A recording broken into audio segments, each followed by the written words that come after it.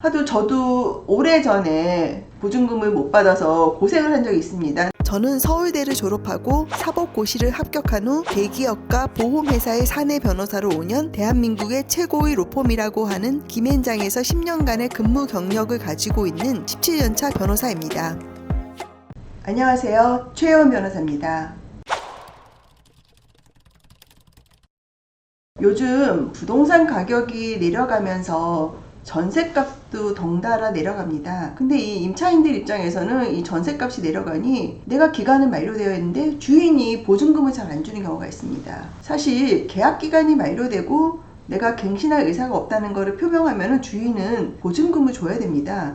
근데 우리나라는 특이한 문화가 있어서 계약 기간과는 상관없이 새로운 세입자를 구하고 또 그 세입자가 나의 전세 보증금만큼으로 새로 계약을 체결해야지만 보증금을 준다, 이렇게 얘기하시는 임대인들이 많으세요. 근데 법적으로는 그렇지 않죠. 그래서 문제는 내가 계약이 만료됐고 내가 새로운 집을 이사를 가야 됩니다. 새 아파트를 분양을 받았거나 아니면 어딘가에 새로 계약을 했을 수도 있는데 이 보증금을 못 받으면 이거 어떻게 해야 되나, 뭐 이런 사항은 소송 가고 어쩌고 저쩌고 하면 이긴다는 거 정도는 알고 있는데 소송 가면 사실 1년 이상 걸리거든요. 그래서 제가 오늘은 임대차 보증금을 받지 못하고 내가 이사를 가야 되는 상황에서 취해야 되는 법적 조치에 대해서 아주 간략하게 정리를 해드리겠습니다. 먼저 계약 만료한 일 기준으로 2달 전까지는 주인한테 알려야 됩니다. 내가 더 이상 임대차 계약을 갱신하지 않고 이 집에서 나간다, 보증금 달라, 이런 내용을 이제 알리고요. 처음에는 전화나 문자로 알리면 되는데요. 혹시라도 무슨 분쟁이 있을 수 있기 때문에 전화나 문자로는 부족하고 내용 증명을 보내야 됩니다. 내용 증명에는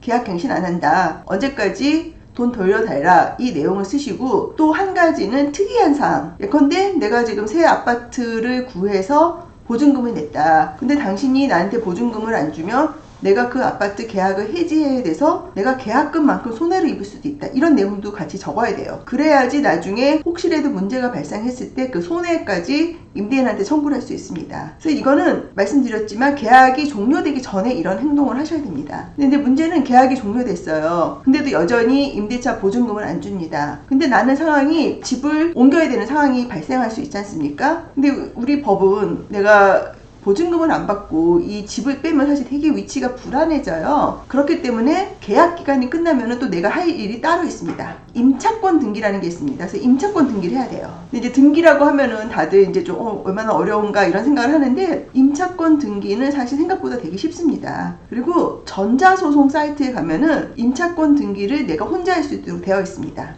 예전에 한번 제가 전자소송 설명을 해드렸는데, 그 사이트를 가면 임차권 등기를 나 혼자 할 수 있는 그런 내용이 있습니다. 그래서 쉽게 임차권 등기를 할 수 있고요. 그런 경우면 내가 이사를 가도 돈 받는 데는 지장이 없고요. 보통 임차권 등기 들어오면 주인분들이 돈 많이 주십니다. 본인도 알거든요. 이거 잘못해서 경매 들어가면 집이 사라질 수 있다는 사실을 알기 때문에 임차권 등기를 해놓으면 사실 많은 경우 효력을 봅니다. 근데 또 이와 별도로 뭔가 불안하다 그러면 지급 명령을 신청하시기를 제가 이제 추천을 드립니다. 지급 명령은 이제 소송이랑 비슷한 건데, 채무 관계가 확실하고 이러면 법원에 지급 명령을 신청하면 2주 내로 결정이 나는 겁니다. 물론 상대방이 이의 신청을 하면 그냥 일반 민사소송으로 진행이 되지만, 보통 또 확실한 채권 채무 같은 경우는 상대방이 그냥 인정하는 경우도 많습니다. 그래서 임차권 등기 후에 뭔가 불안하다 그러면 지급 명령도 신청하실 것을 제가 권유드립니다. 하도 저도 오래전에 보증금을 못 받아서 고생을 한 적이 있습니다. 근데 저는 다행히 뭐 새로운 집을 당장 이사를 가야 되는 상황은 아니었기 때문에 그냥 그 집에 계속 있으면서 집주인한테 언제 주시냐 이제 이렇게 계속 전화하고 그랬던 기억이 있어요. 한 20년도 더 된 얘기인데, 지금 생각해보면은 별로 그렇게 큰 돈이 아닌데도 엄청 스트레스 받았거든요. 그래서 그때 저한테 이런 조언을 해주는 사람은 없었어요. 그래가지고 저는 이거 뭐 안 되면 나중에 소송 가면 어떡하나, 이제 그때 변호사도 아니었는데 그런 고민 많이 했는데, 하여튼 오늘 제가 이렇게 내가 보증금을 못 받고 이사 갈 때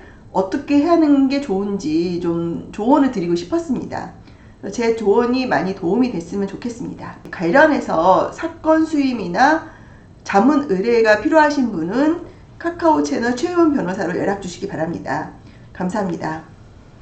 사건 수임이나 법률 상담을 원하시는 경우 카카오 채널 최혜원 변호사를 검색하셔서 연락 주시면 상담을 도와드리도록 하겠습니다.